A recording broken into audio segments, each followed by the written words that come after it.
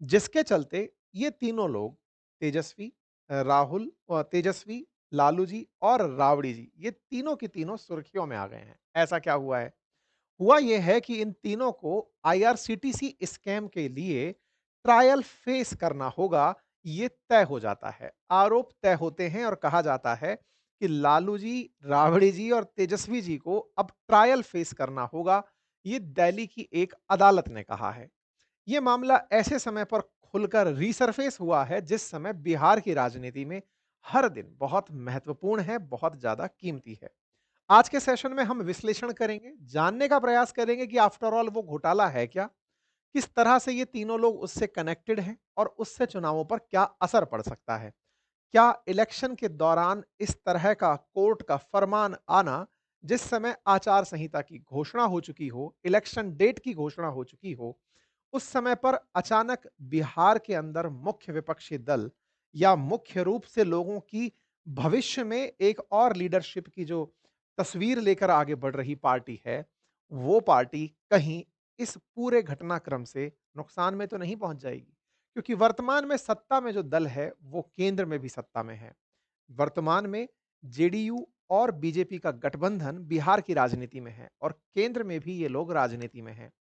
केंद्र में जहां सरकार जिनके पास है, राज्य में भी उन्हीं के पास सरकार है। इसीलिए सवाल बड़ा बनता है और सवाल ये कि कहीं कोर्ट्स कॉम्प्रोमाइज तो नहीं कर रही हैं। ऐसा इसलिए क्योंकि तेजस्वी ने इस विषय पर अपनी तरफ से ट्वीट करते हुए कहा कि 1 महीने पहले बिहार के मतलब तेजस्वी यादव का बयान है कि अमित शाह जी जब बिहार की यात्रा पर आए थे तब कहकर गए थे महीने भर पहले इलेक्शन के दौरान ये लोग चुनाव लड़ने लायक तक नहीं बचेंगे। अब ऐसा क्या एक संयोग है या फिर ये एक राजनीतिक चाल है? ये अपने आप में बिहार की राजनीति में बड़ा चर्चित हो रहा है।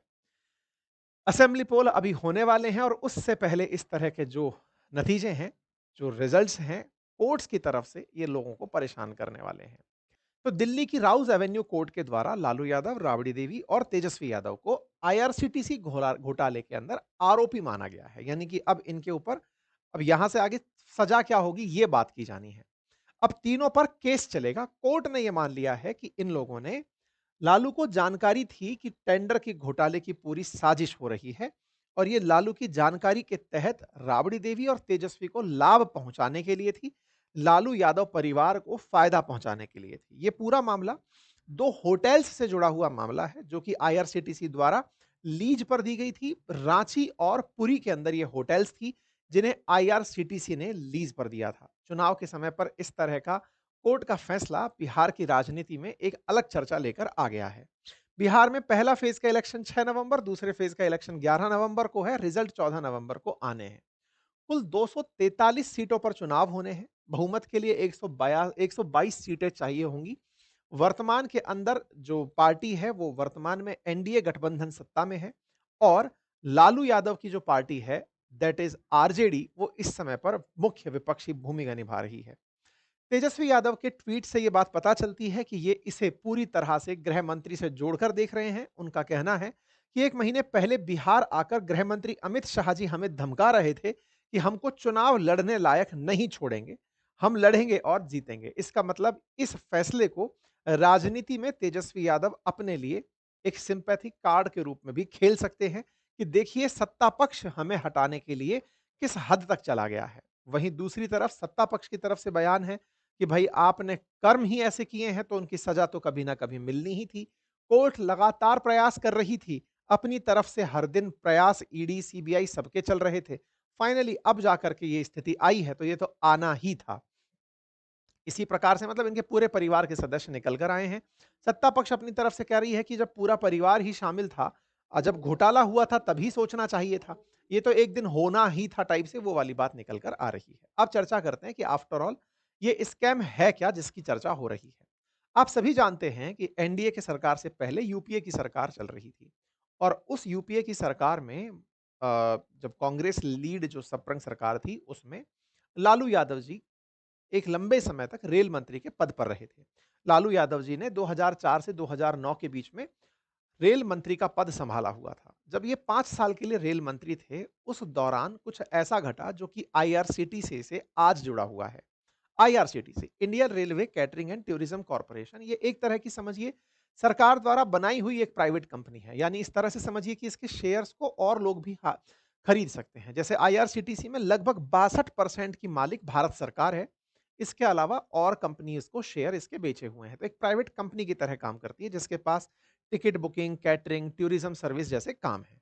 इंडियन रेलवे से रिलेटेड जो भी काम है, जिसमें कैटरिंग हो, टूर पैकेजेस हों, बुकिंग्स हो, इस तरह के काम आईआरसीटीसी संभालती है।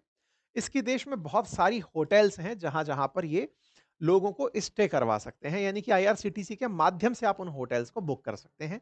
ये कुछ होटल्स की तस्वीरें मैंने आपको उदाहरण के लिए यहाँ पर लिस्ट समेत बता दी हैं। ठीक है साहब। अब कहानी कुछ इस तरह से है कि लालू यादव जब यूपीए 1 सरकार में रेल मंत्री थे मई 2004 में, तो 2005 में रेल मंत्रालय ने आईआरसीटीसी के 2 होटल किराए पर चलाने का फैसला किया था।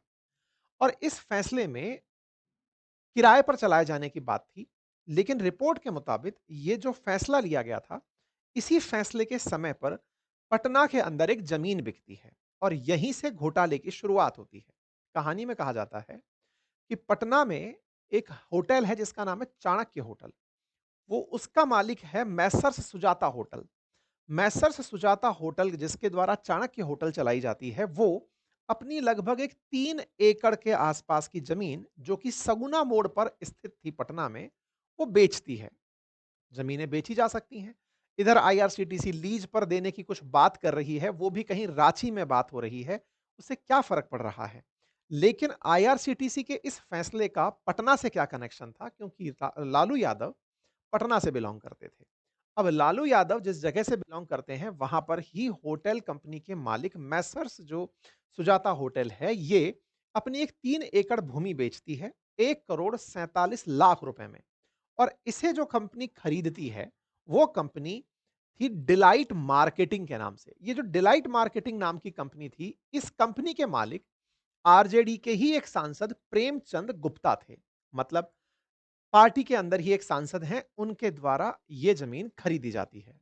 हो सकता है ज़मीन की बहुत सी खरीद-फरोख्त चलती हैं। ये हैं प्रेमचंद गुप्ता, जिन्होंने 1.5 करोड़ रुपए के अंदर ये ज़मीन खरीदी। जिस समय आईआरसीटीसी होटल्स को किराए पर देने की टेंडर प्रक्रिया करने जा रही थी, तब तक मैसर्स सुजाता लिमिटेड टेंडरिंग प्रक्रिया के लिए एलिजिबल नहीं थी। लेकिन इस जमीन की बिक्री के बाद अचानक वो एलिजिबल हो जाती है। नवंबर 2006 में रेलवे फाइनली लीज का जब टेंडर निकालता है तो रांची और पुरी की उन 2 होटलों के लिए जिनका ज़िक्र था, जो पहले सुजाता होटल्स जिनके लिए योग्य नहीं थी, वो अचानक टेंडर के नियमों में बदलाव होने के बाद, शर्तों में बदलाव होने के बाद इस प्रक्रिया में शामिल होने योग्य हो जाती है। नई शर्तों के हिसाब से सुजाता होटल्स जो है वो बिडिंग में जब एलिजिबल हो जाती है, तो उसे रांची और पुरी वाली दोनों होटल संचालित करने के लिए मिल जाती हैं। तो अब इस पूरी कहानी में कहानी निकल कर आती है मैसर्स सुजाता और डिलाइट मार्केटिंग के बीच। मैसर्स सुजाता जो कि पटना की चाणक्य होटल चलाने वाली कंपनी है, इसके पास अब रांची में और पुरी में होटल है और उस होटल को ये 15 साल के लिए लीज पर लेती है। इस पूरी कहानी में 1 करोड़ 47 लाख में जिस डिलाइट नाम की कंपनी ने 3 एकड़ जमीन खरीदी थी, अब वो किरदार बनती है। किरदार कुछ इस तरह से कि ये कंपनी 8 साल बाद कौन डिलाइट वाली प्रेमचंद गुप्ता वाली 8 साल बाद 2014 में अपनी पटना वाली जमीन को बेच देती है। किसे बेचती है? लारा प्रोजेक्ट्स नाम की कंपनी को। यहां लारा शब्द की फुल फॉर्म है ला फॉर लालू और रा फॉर राबड़ी। तो लारा प्रोजेक्ट्स नाम की कंपनी को इस जमीन को बेचती है। असल में ये कंपनी खुद को ही घाटे में घोषित कर देती है और अपने सारे शेयर्स को मात्र 64 लाख रुपए में लारा प्रोजेक्ट्स को बेच देती है। अर्थात जो 3 एकड़ जमीन रखने वाली डिलाइट थी, जिसने 1.5 करोड़ रुपए में जगह खरीदी थी 2014 में, वो 64 लाख रुपए में लारा प्रोजेक्ट्स को ये जमीन बेच देती है। या कि ये पूरी कंपनी ही बिक गई तो कंपनी के एसेट्स भी साथ-साथ चले गए। ये जमीन जो खरीदी थी सगुना रोड वाली, इसे बाद में लारा कंपनी ने, लालू और राबड़ी देवी वाली कंपनी ने फैसला किया कि यहां पर एक भव्य मॉल बनाया जाएगा। ये जमीन वही है जो पहले सुजाता होटल्स के पास थी, यानी मैसर सुजाता लिमिटेड जो चाणक्य होटल वाले थे, उनकी थी। फिर यहां से ये जो जमीन है जो डिलाइट के पास हुई और फिर ये लारा के पास गई, यहां से सारा की सारा खेल खुलकर आया। बीजेपी में तब सुशील मोदी जी हुआ करते थे, सुशील मोदी जी, स्वर्गीय सुशील मोदी जी। उन्होंने लालू परिवार पर आरोप लगाया कि ये सारी गड़बड़ी उनके द्वारा की गई है। असल में ये जो जगह थी, जो कि टेक्निकली 94 करोड़ के आसपास थी जिस समय ये आरोप खुलकर आया, 3 एकड़ भूमि पटना में, जिसे लारा प्रोजेक्ट्स नाम की कंपनी ने मात्र 64 लाख रुपए में पा लिया। टेक्निकली डिलाइट प्रोजेक्ट्स ने इसे 1.5 करोड़ रुपए में पाया था। 64 लाख रुपए भी दिए गए कि उधर से कैश वापस ले लिया गया। ये बहुत सारे सवाल बनकर आए।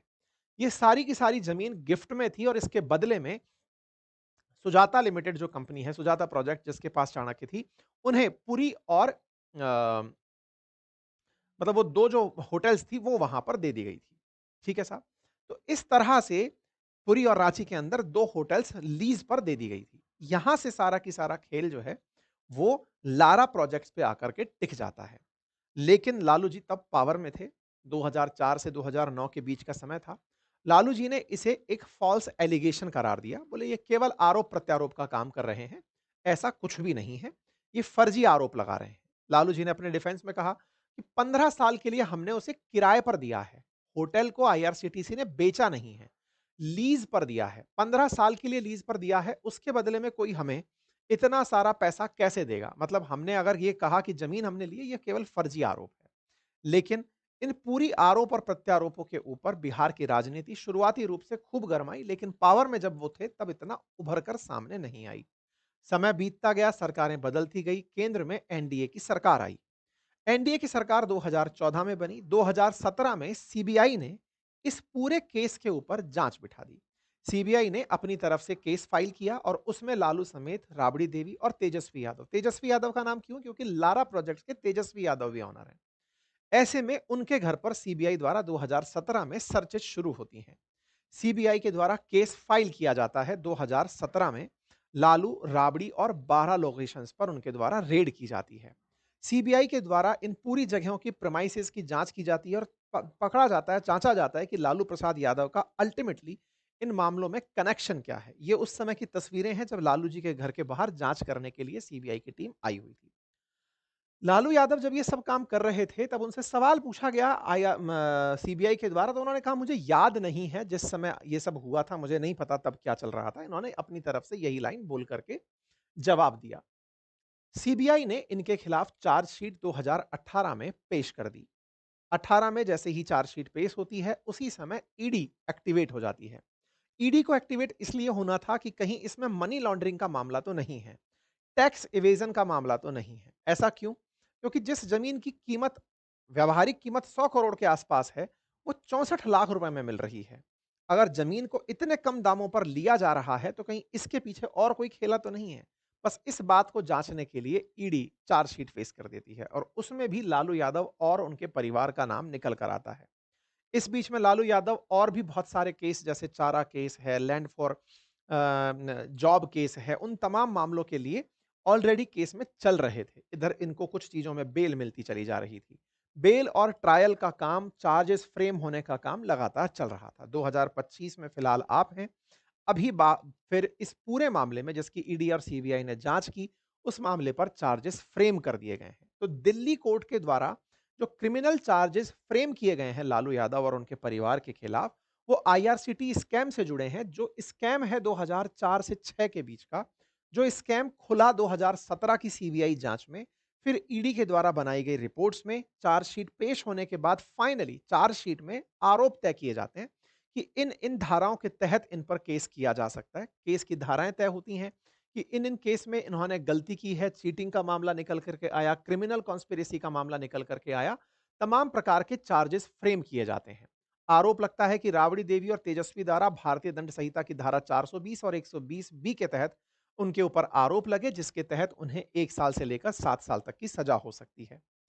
कोर्ट के द्वारा, सीबीआई के द्वारा धारा 120, 420, 468, 467, 471 प्रिवेंशन ऑफ करप्शन एक्ट 1988, 11, 12, 13, 8, 9 तमाम धाराओं के तहत चार्जशीट दाखिल की गई। तो कुल मिलाकर के सीबीआई के द्वारा जो चार्जशीट जिसमें पेश की गई थी, जिसके अंदर ये सारी जांच निकल कर आई, वो जो फ्रेम हुए थे, आर्टिक धाराएं जो फ्रेम हुई थी, वो आरोप एक तरह से अब तय हो चुके हैं। अर्थात अब इसके ऊपर बहस शुरू होगी। बहस का मतलब हुआ कि कोर्ट में अब ये तय किया जाएगा कि वे अहेड क्या है। मतलब उनकी तरफ से डिफेंस लॉयर आकर कहेगा कि नहीं, ये धारा गलत है, ऐसा कुछ नहीं है, हमारे पास ये साक्ष्य हैं और ये साक्ष्य नहीं है। फाइनली कोर्ट इस पूरे मामले को देखेगी और प परमानेंट अपना फैसला सुना देगी कि भई इन-इन धाराओं के तहत इनको इतने साल की सज़ा सुनाई जाती है। लेकिन इस फैसले की जो गढ़ी है, जिस समय पर चार्जशीट की बात निकल कर आती है, आरोप तय होने की बात निकल कर आती है, वो बिहार इलेक्शन में बहुत मायने रखती है। आरजेडी जिस समय इलेक्शन के अंदर कैंपेन के अंदर है, इलेक्शन के अंदर कुछ ही दिन बचे हैं, ऐसे में इस तरह की जो खबरें हैं, ये कैंपेन को कमज़ोर कर सकती हैं। सत्ता पक्ष को या फिर जो कहा जाए तो लालू परिवार के खिलाफ चुनाव लड़ रहे हैं, उन्हें मजबूती दे सकती है, इसलिए इसकी टाइमिंग पर सवाल उठ रहे हैं। राजनीति में इसे इस तरह से जोड़कर देखा जा रहा है कि लालू जी जब पावर में थे, तब उन्होंने इसे उठने नहीं दिया। आज जब वो पावर में नहीं हैं, तो भारत के अंदर डेमोक्रेसी इस तरह से चल रही है। इसी बीच में मतलब दोनों तरफ से वाद-विवाद चल रहा है। लालू जी जब कोर्ट जाते हैं तो इस तरह से बैठकर जाते हैं, लेकिन जब अपने परिवार में होते हैं, घर में होते हैं तो बढ़िया वॉक करते हुए, बढ़िया खेलते हुए दिखाई देते हैं। खैर, राजनीति है, इलेक्शन में हर चीज़ों का अपना महत्व है। उम्मीद है कि आप सभी साथियों को ये मामला समझ में आ गया हो और मामले की आज के समय में क्या प्रासंगिकता है, ये पता चली हो। लालू जी पर और भी आरोप जैसे कि land for scam job scam का मामला भी है जिसमें कि जॉब के बदले ग्रुप डी में नौकरी देने के बदले जमीन लिए जाने की बात भी निकल कर आती है। तमाम वो आरोप हैं, चारा घोटाले के लिए पहले ही लालू यादव जी काफ़ी चर्चित रहे हैं। अभी इन दिनों में फिर से इस तरह का मामला निकल कर आना बिहार की राजनीति में एक अलग मोड़ ला सकता है, ऐसा विशेषज्ञों का मानना है। फिलहाल के लिए इतना ही, अपना ध्यान रखें।